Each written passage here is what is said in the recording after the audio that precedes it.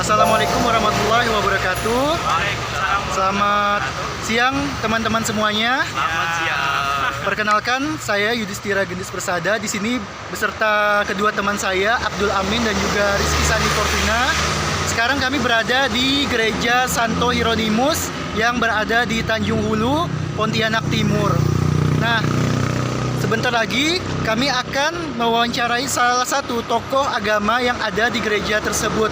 Untuk itu jangan lupa teman-teman saksikan semua ya. You know, I think I'll tell you the story of my life. I want to hear too. I was born in Animus, North Dakota. Kami sudah berada di dalam gereja Katolik Santo Hieronymus. Seperti yang teman-teman bisa lihat di sini ada umat-umat yang menjalankan ibadah misa harian seperti yang bisa dilihat seperti ini.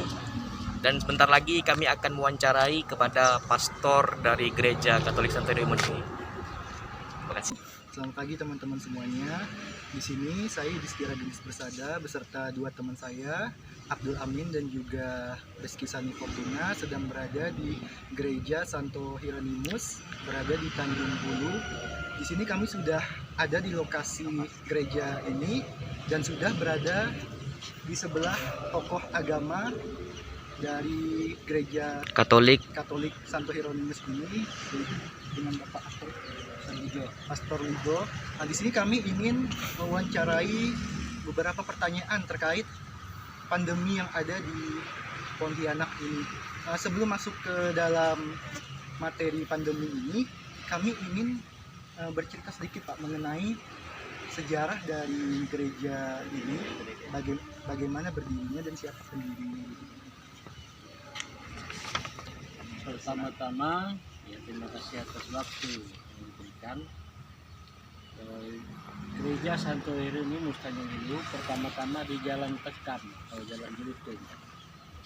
Itu sudah lama di sana, dibentuk tahun 2000.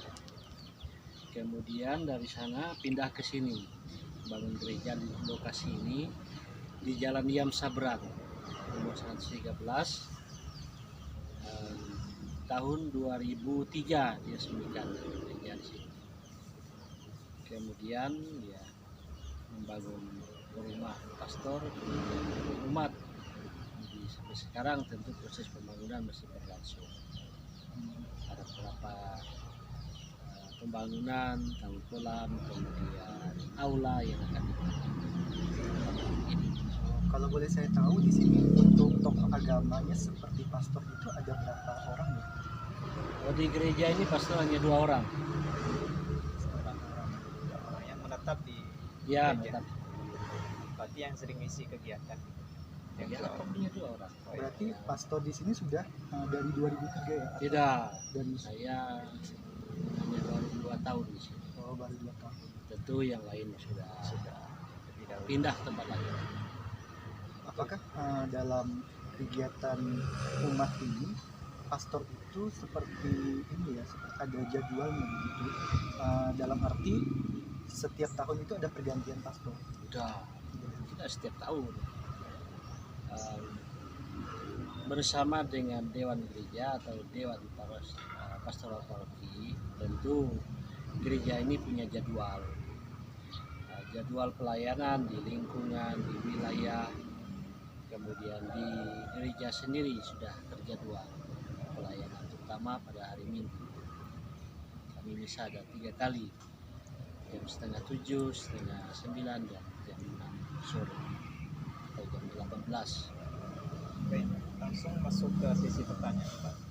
Terkait pelaksanaan yang ada di rumah ibadah ini, bagaimana melakukan aktivitas di saat pandemi ini ya? Boleh disampaikan Pak? Sejak pandemi terjadi tahun 2020, setelah pemerintah menetapkan peraturan prokes, lalu gereja berusaha juga untuk ya membuat prokes tersendiri, menyiapkan tangki-tangki air untuk cuci tangan, tong air, menganjurkan umat untuk pakai masker dan bahkan mengukur suhu badan ketika akan ikut misa pada hari Minggu. Kemudian di dalam gereja juga dibatasi kapasitas yang dulunya misalnya 300 orang menjadi 150 orang di dalam. Tapi kalau di luar, karena ini halamannya luas, kami memberi kesempatan juga untuk tidak terlalu membatasi jumlah umat yang berada di halaman gereja, terutama pada hari Minggu misa ketiga biasanya lebih banyak. Baik, bagaimana pandangan Bapak tentang wabah ini yang ada saat ini di Indonesia? Masyarakat bisa melakukan kesehatan masyarakat sekitar. Bukan hanya Indonesia, seluruh dunia, wabah ini seluruh dunia. Di Indonesia juga itu di semua provinsi, semua kabupaten, bahkan sampai di kampung-kampung, desa-desa, ya virus ini ada. Jadi tapi apa yang sudah disampaikan oleh pemerintah, prokes itu yang penting, karena tanpa mengusahakan prokes kesehatan tentu sulit untuk menanggulangi virus ini. Jadi untuk semua umat kami mengimbau supaya mentaati apa yang sudah ditetapkan oleh pemerintah. Waspada itu. Itu tadi mentaati, itu namanya waspada. Taat pada prokes, taat pada aturan yang sudah ditetapkan oleh pemerintah. Nah, kalau kita taat itu sudah cukup. Yang biasa terjadi karena orang tidak taat.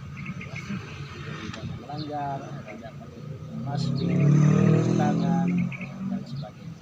Pokoknya pelanggaran prokes itulah yang menyebabkan virus ini kita menular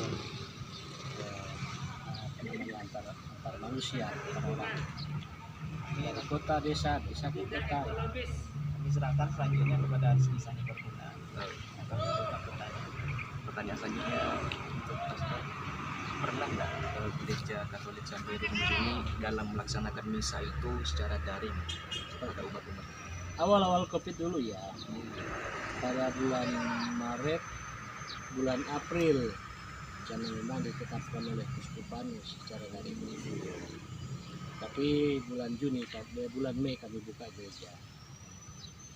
Karena kalau daring terus menerus juga, bagaimana ya?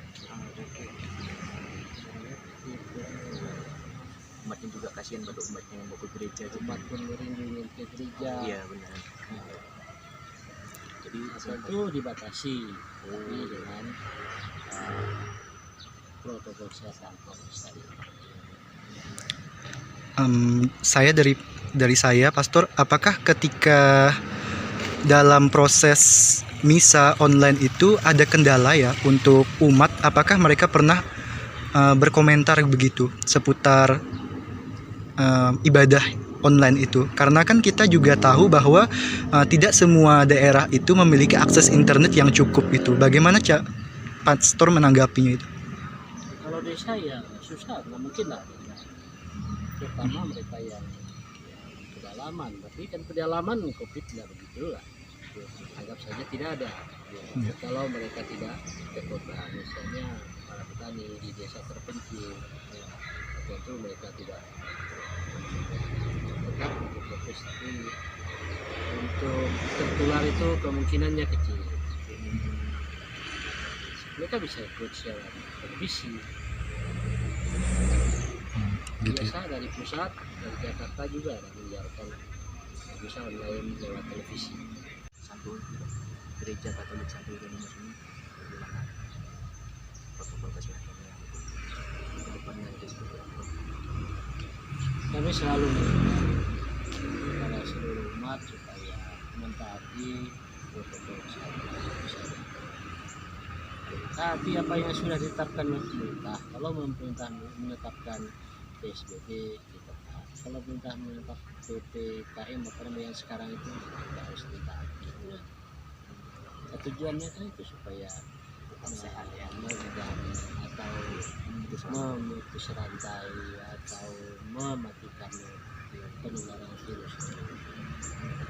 pastor kita selesaikan dulu berarti ya. Baiklah semuanya, kami dari Prodi Psikologi Islam IAIN Pontianak bersama pastor dari Gereja Katolik Santo Hieronymus menghimbau kepada semuanya, rekan-rekan semua tetap menerapkan protokol kesehatan. Terima kasih pastor atas waktu luangnya. Semoga sehat selalu. Iya. Kami pastor juga. Khususnya Dan untuk kami umat-umat gereja Katolik Santo Hieronymus ini, semoga tetap sehat semua. Amin. Rekan semua. Selamat siang dan tetap jaga protokol kesehatan. Terima kasih.